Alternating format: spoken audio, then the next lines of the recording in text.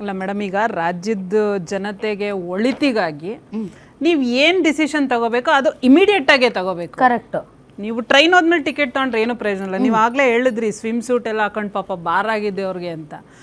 ಮಾನ್ಯ ಮುಖ್ಯಮಂತ್ರಿಗಳು ಈಜುಕೊಳ ಖರೀದಿ ಮಾಡಿದ್ರು, ಬಟ್ಟೆ ಖರೀದಿ ಮಾಡಿದ್ರು ಸ್ವಿಮ್ ಮಾಡಕ್ಕೆ. ಆದ್ರೆ ಜೊತೆಗಾರರು ಯಾರನ್ನ ಕರ್ಕೊಂಡು ಹೋಗ್ಬೇಕು ಈಜಾಡಕ್ಕೆ, ನನ್ನ ಲೆವೆಲ್ಗೆ ಯಾರು ಈಜಾಡ್ತಾರೆ ಅನ್ನೋದನ್ನ ಮರ್ತು ಬಿಟ್ರು ಅವರು. ಮರ್ತಿಲ್ಲ ಪಾಪ ಅವ್ರು ಹೋಗಿದ್ದಾರೆ ಮೇಡಮ್. ಸ್ವಾತಂತ್ರ್ಯ ಇಲ್ಲ ಮೇಡಮ್, ಕೇಳಿ, ನಾನು ಅದನ್ನೇ ಹೇಳಿದ್ದು. ಈಗ ಸಚಿವ ಸಂಪುಟ ರಚನೆ ಅದು ಮುಖ್ಯಮಂತ್ರಿಗಳ ಪರಮಾಧಿಕಾರ ಅಂತ ಅಂತಾರೆ.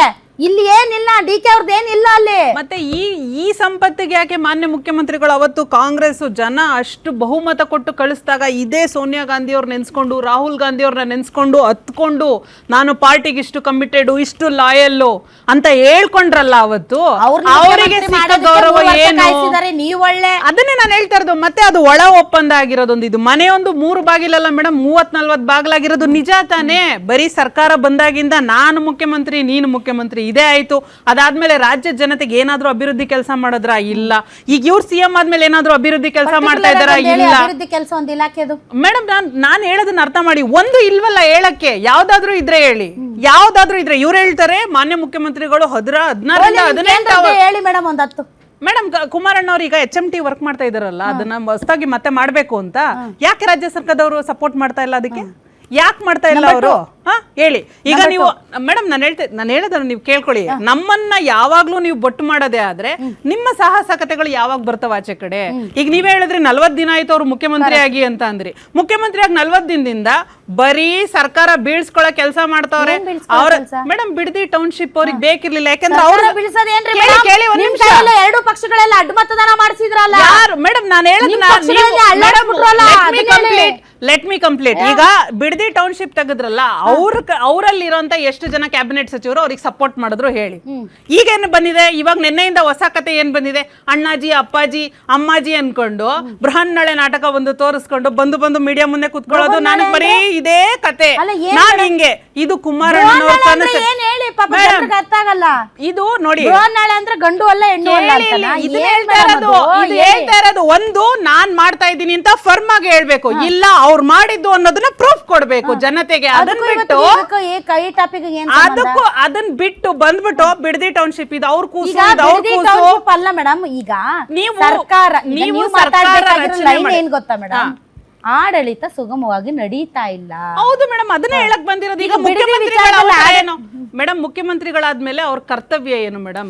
ಸುಭದ್ರ ಸರ್ಕಾರ ಕೊಡ್ಬೇಕು, ಅವ್ರು ತಗೊಂಡು ಹೋಗ್ಬೇಕು, ಜನರಿಗೆ ರೀಚ್ ಆಗ್ಬೇಕು. ನೀವು ಇಲ್ಲಿ ಉಸ್ತುವಾರಿ ಸಚಿವರು ಕೊಟ್ಟಿದ್ದೀರಿ. ಈಗ ಅವರೇ ಹೇಳಿದ್ರು ಉಸ್ತುವಾರಿ ಸಚಿವರುಗಳೆಲ್ಲ ಅವರು ಇದಕ್ ಮಾತ್ರ ಇರೋದು ಅಂತ ಅಂದ್ಮೇಲೆ ಸರ್ಕಾರ ಏನಕ್ ಬೇಕು? ಯಾರು ನಡೆಸ್ತಿದ್ದಾರೆ ಸರ್ಕಾರ? ಎಲ್ಲೋಗ್ ಮುಖ್ಯಮಂತ್ರಿಗಳು ಕೆಲಸ ಮಾಡ್ತಾ ಇದ್ದಾರೆ? ಅದನ್ನ ಅವ್ರು ಹೇಳ್ಬೇಕಲ್ವಾ? ಅದನ್ನ ಮುಖ್ಯಮಂತ್ರಿಗಳು ಕೆಲಸ ಮಾಡ್ತಾ ಇದ್ದಾರೆ. ಇವ್ರು ರಾಹುಲ್ ಗಾಂಧಿನ ಫಾರಿನ್ ಟ್ರಿಪ್ ಓಡಾಡಕ್ ಬಿಟ್ಟು ಅವರೇ ಮಹಾನ್ ಇವರು ನಾಯಕ, ನಮ್ಗೆ ಅವ್ರು ಬರ್ದೆ ನಮ್ಗೆ ಏನು ಇಲ್ಲಿ. ರಾಹುಲ್ ಗಾಂಧಿ ಮೇಡಮ್, ಕುಮಾರಣ್ಣ ಯಾವತ್ತೂ ಹಿಂಗೆ ಜನರಿಗೆ ರೀಚ್ ಆಗ್ದಂಗೆ, ಯಾವತ್ತೂ ಕೆಲಸ ಮಾಡ್ದಂಗೆ ಈ ತರ ಮಾಡಿಲ್ಲ. ಇದನ್ನ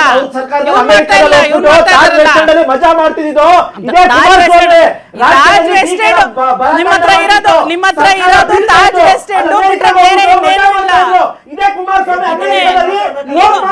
ನಾನು ಹೇಳೋದು ಅರ್ಥ ಮಾಡ್ಕೊಳ್ಳಿ. ಮಾತಾಡುವಾಗ ಸುಮ್ಮನೆ ನಂದನ್ ಅವ್ರೆ ಆಯ್ತು, ನೀವು ಮಾತಾಡುವಾಗ ಅವ್ರು ಮಾತಾಡಿಲ್ಲ. ನೀವು ಮಾತಾಡುವಾಗ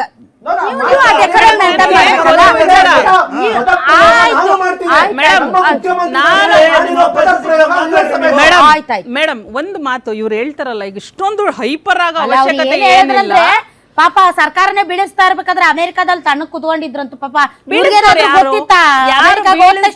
ನಡೆಯುತ್ತೆ. ಅಲ್ಲ ಮೇಡಮ್, ಇವ್ರಿಗೆ ಹೆಂಗೆ ಅಂತ ಅಂದ್ರೆ 6 ಕೊಟ್ರೆ 10 ಕಡೆ, 3 ಕೊಟ್ರೆ ಮಾಡಿ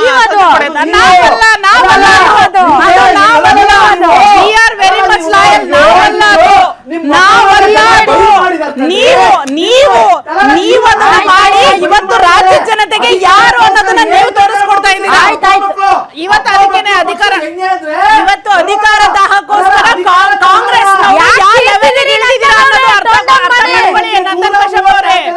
136 ಜನ ಕೊಟ್ಟು 136 ಜನ ಅಧಿಕಾರ ತಗೊಂಡು ಸರ್ಕಾರ ಮಾಡಕ್ಕಾಗ್ತಾ ಇಲ್ಲ, ಮಾಡಕ್ಕಾಗ್ತಾ ಇಲ್ಲ. ಇದು ಕಾಂಗ್ರೆಸ್ ಆಡಳಿತ.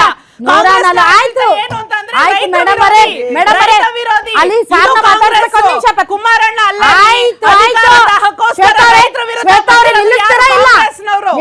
ಇಲ್ಲ ಕೋಮುವಾದಿ ಏ, ತಡ್ರಿ. ಸ್ವಾಮಿ. ಏ, ಆಡಿಯೋ ಮ್ಯೂಟ್ ಮಾಡ್ರಿ. ಇವ್ರದ್ದು ಏನ್ ಕೋಮುವಾದಿ ಚಿರ್ತ- ಸ್ವಾಮಿ. ಸುಳ್ಳೆ ಚಿರ್ತಿದಿರಿ, ಏನಾಯ್ತಂತದು? ಏನಾಯ್ತೇನಪ್ಪ, ಯಾಕೆ ಚಿರ್ತಿದಿರಿ ಅರ್ಥ ಆಗ್ತಾ ಇಲ್ಲ. ಒಂದ್ ನಿಮಿಷ.